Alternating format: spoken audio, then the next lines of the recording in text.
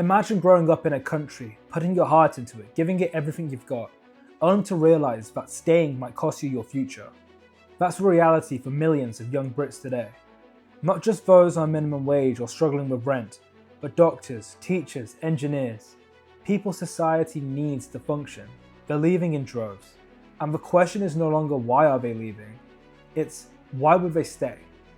This is the story of a nation bleeding talent, a broken system that's failing its own people. But more importantly, this is going to be a video about solutions, because complaining isn't enough. Britain doesn't need critics, it needs visionaries. Everything is more expensive, but wages, they've barely moved. In London, the average rent of a one-bedroom flat is now over £2,000 a month. That's 66% of a junior doctor's post-tax income.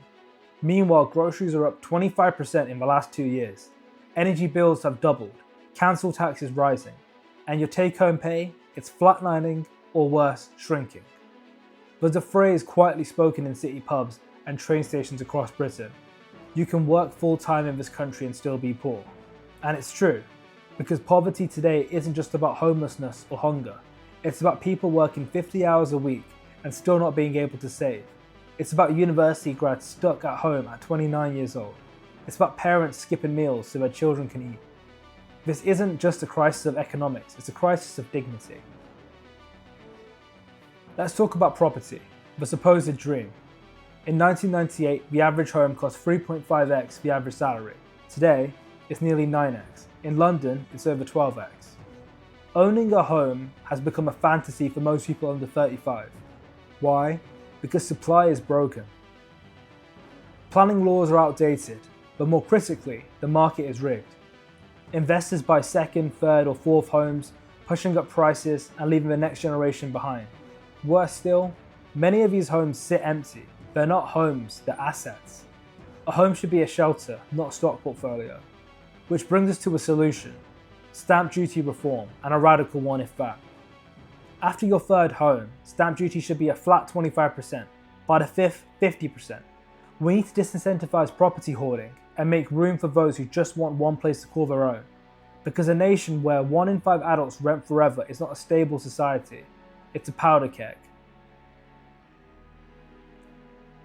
In 2022, 3,200 UK doctors applied to work in Australia, and in 2023, over 50,000 highly educated Brits left the country permanently. They're not fleeing war or famine, they're fleeing exhaustion. A young NHS doctor in the UK earns £14 an hour after tax, working nights, weekends and 60-hour weeks.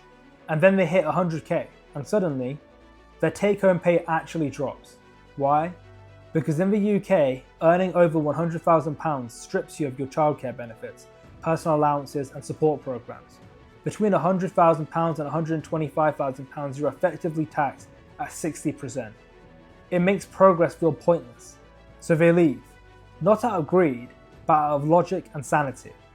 They move to places where ambition is rewarded and not punished, where the future feels open and not rigged. This isn't just brain drain, it's a soul drain.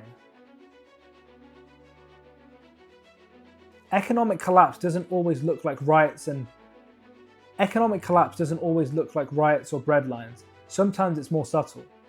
It's apathy, disillusionment. It's the quiet voice in people's heads whispering, why bother?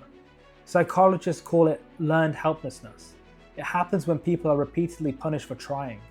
You study hard, get the degree, work the job, and still can't afford a home. Still can't afford kids. Still can't breathe. Eventually, they stop trying. And when a society gives up on itself, no number of policies will save it. We must rebuild hope, because without hope, you don't get productivity, innovation, or loyalty. You get quiet quitting on life. It's easy to rant, but what can we do? Here are 5 solutions I can propose.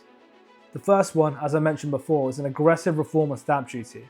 25% tax on a third home purchase, 50% on a fifth home. This cools the speculative market while hurting first-time home buyers.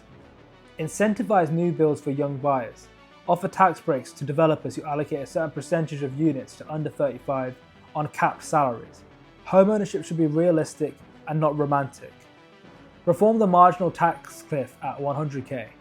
Create a smoother taper for loss of benefits. Make work always be worth it. Otherwise, you're going to disincentivize ambition and face the brain drain that we're seeing now. Retaining talent. Launch a talent stay package. Subsidize childcare for critical professionals, doctors, engineers, teachers, lawyers, etc. Housing grants for NHS workers under 35. Paid study grants with mandatory service terms, like Singapore's civil service model. Universal housing transparency. Force landlords to register rental prices with public access. Stop the exploitation by showing renters what others pay. These are real, achievable, and above all, necessary. The UK once led the world in science, medicine, literature, and finance.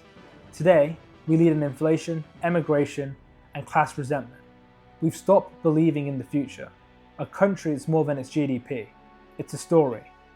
Right now, the story we're telling our youth is, work hard, do your best, and maybe, just maybe, you'll be able to survive. That's not good enough, and we can do better. We must do better.